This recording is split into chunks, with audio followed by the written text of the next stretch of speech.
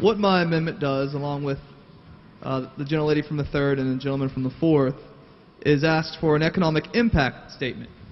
Now, the rules of this legislature allow for the Speaker to request an economic impact statement, but unfortunately, when it comes to this bill, we haven't played by the rules. See, it was originated in the middle of the night, not just in the House, but also in the Senate and Finance Committee. And there's no doubt that this bill is going to have a great economic impact. And I'm not talking about a positive economic impact. I'm talking about a negative economic impact. 1,700 jobs, 66 kennels, and the families that go with it. We know, based upon the handout I put on your desk yesterday, that the state derives money from the Greyhound industry.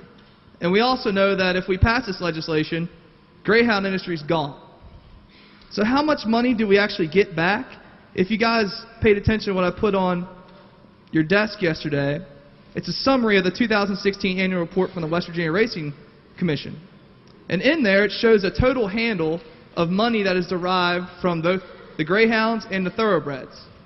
Now, you would think that the Thoroughbreds, which are getting actually more money under this bill, would be sending more money back to the state of West Virginia. Well, the total handle for Thoroughbreds, over $330 million. Total handle for the Greyhounds, over $100 million. Guess who paid more back to the state share in West Virginia? The Greyhounds. Now, how does that work? Because on the total handle, Thoroughbreds, the Greyhounds are taxed at a higher percentage. They're taxed at 1%. The Thoroughbreds are taxed at 0.23. So if this actual bill is about economics, which we've been told this whole legislature is about economics, then I wonder why we're trying to cut out an industry where we're actually getting more money in return than the Thoroughbreds.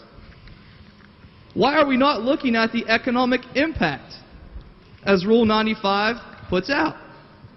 Now, Rule 95, and how that works is how we typically have a fiscal note, but that's optional in this legislature as well. The economic statement would be on the front of the bill, and it would have ES, just like we have FS for the fiscal note. Neither the Senate version nor the House version have ES on the front because there's no economic statement attached. I assure you, this is the most fiscally irresponsible piece of legislation to hit our desks. Gentleman may state his point. Use your mic.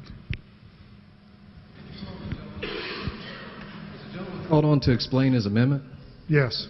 That is my question. Is the gentleman I would explaining his ask the amendment? gentleman just to explain his amendment and restrain his comments to the amendment before us. We'll get back to the economic impact, which is what I was getting to anyway. Need a little background information. So, 1,700 jobs total, 1,100 of which reside in Ohio County in the 3rd District, 66 farms. That results in 4.6 million direct and indirect payroll into the 3rd District in the Northern Panhandle. Now, let's talk about the real ramifications here. We're taking away an industry. This money-derived, the economic impact here is that an industry which actually brings people into the state of West Virginia. We're always talking about ways to bring people in. We're going to make ourselves less competitive. So the impact of that is that we're taking out not just an impact that comes back to the state, we're also talking about impact of money that goes back to the city and city pensions, firefighters, police officers. Their pensions are tied to this money. There's some more economic impact for you. Also, we're taking away an industry that is growing. There has been a 3% increase in the Greyhound industry in the past year. An increase. So an industry that's going up, we're saying, no thanks, get out of town. We will also have 7,000 displaced dogs. That's going to have an economic impact. So all of these things, I want to say, well, let's take a look at it. If leadership doesn't want to take a look at it, I'm going to do it along with a few other delegates in this body to add some responsibility to this fiscally irresponsible move. So we want to look at the impact of losses of employment in West Virginia, which we know is going to be roughly around 1,700 jobs. We want to look at the cost of state government when it comes to unemployment compensation and other assistance. We want to look at the impact of state tourism let's not forget Wheeling resides in that little sliver between Ohio and Pennsylvania.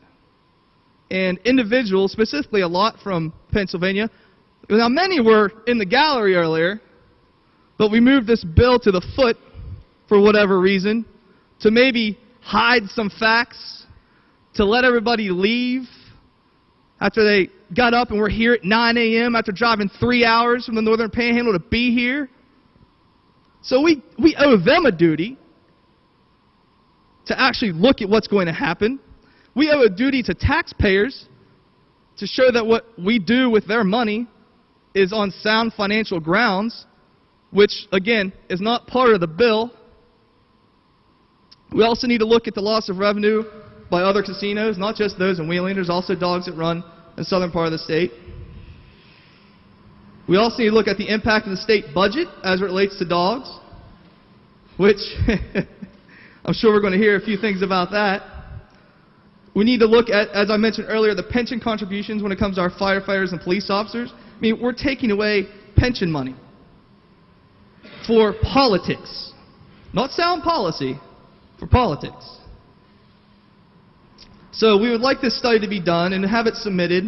It would be an independent study by Marshall and West Virginia combined as the rules lay out for us, and it would be submitted to this legislature by December 31st, 2017. So if we're going to pass such devastating legislation, I would hope, and I'm sure our taxpayers would expect us, when it comes to how we're dictating their money, and how if we're going to mess in a budget year with something that brings in money and takes it away, that we are held accountable for it. And that we can look at it and say either we did the right thing or the wrong thing. Either you pass the test or you fail it, but you got to have a measurement. And under this bill, the way that we have done it, we have bypassed Rule 95, we have bypassed an opportunity to actually have facts and sound policy, and we did so in the middle of the night, like we're trying to do again. So that's all that my amendment does, and I reserve the right to close, Mr. Speaker. I want to remark on a few comments I just heard. You know, this bill, how it was rolled out and how we've been talking about it now for quite some time, has been rather disingenuous. First off, we hear words like subsidy, because that's a good word, right? Politically, that sounds amazing, because everybody would be like, I want to cut subsidies, I want to save taxpayer money. Well, I have great news for you. This is not a subsidy. If you hate gambling and you never went to the track, your money never went back to the dogs. This is not taking taxpayer money. It is not a subsidy. We also heard... Order. Are we talking about subsidies, or are we talking about the impact study? Well, to the gentleman, I'm trying to give a little bit of leeway here to everyone on each side of the aisle here, but we've gone pretty far afield in many ways from the economic impact study that is called for in this amendment. So I would ask that the gentleman, as I've asked those who are opposed to this amendment, to restrain their comments to the economic impact study that's called for in your amendment. Okay, thank you, Mr. Speaker. Now we know that's not a subsidy. Let's get to the point that we heard about the jobs that are impacted, and as if there's question to that. Now, I heard, I believe, the gentleman from the 35th say, well, there are only like 77 jobs. That's very disingenuous. He says, oh, they just work the track. Just 77 jobs impacted. Route 2 is full of trucks going up and down. Kennels are full of employees, trainers, breeders. Those are jobs. That's like saying that the West Virginia legislature is only comprised of 134 jobs because there are only 134 members. Therefore, the rest do not count. That's very disingenuous. There are hundreds upon hundreds and hundreds of jobs just in Ohio County alone. Many of the kennels are located in Brooke County. And the gentleman from the 2nd could get up and tell you how the trucks go up and down the highway with people that are employed by these kennels. To say that the only jobs impacted are those that reside within the confines of the track itself, I think goes back to my entire point when it comes to the economic fiscal analysis of this issue, is that we're being disingenuous and we're only hand-selecting certain numbers. Anybody can pick out something like that and then run with it. We also heard that purses get paid out, and they get paid out more money. Well, I mean, yeah, guys, I got something to tell you. Gamblers make money. We just passed a bill to keep Powerball winners anonymous. To say that people who get purses get paid more is like saying that we should just quit Powerball because the state's not making enough money from it, and the winners of the Powerball make more than the state. Are we serious right now? I mean, are we going to shut down Powerball because the winners may not be from West Virginia? When you say that purse winners aren't even from West Virginia, you know what that tells me? People are coming to our state. They're coming to our state to participate in something that we offer that other states may not. So when we talk about the economic impact of what's going to happen, let's talk about the fact that Wheeling is located on the border of Ohio and Pennsylvania, and that actually the metropolitan area of Pennsylvania, Allegheny County, has a higher population than our entire state. So we're going to say, we're going to take something that makes us diverse, makes us more competitive, and do away with it when over 3 million people sit within a 50-minute drive. That is not being just fiscally responsible. It is not looking at what an actual impact of an industry may have, and it simply makes us less competitive. So, you know, I'm not going to get off base here because many have. But I will say we owe a duty to make sure we're doing the right thing.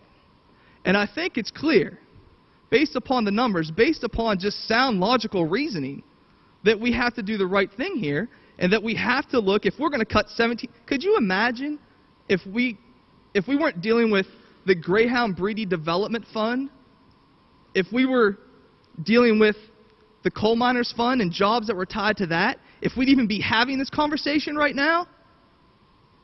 We owe a duty to all employees of West Virginia, those who moved into our state, raised their families here, send their children to college here, to not just close the doors on them and say, get out of our state. I ask for the yeas and nays, Mr. Speaker.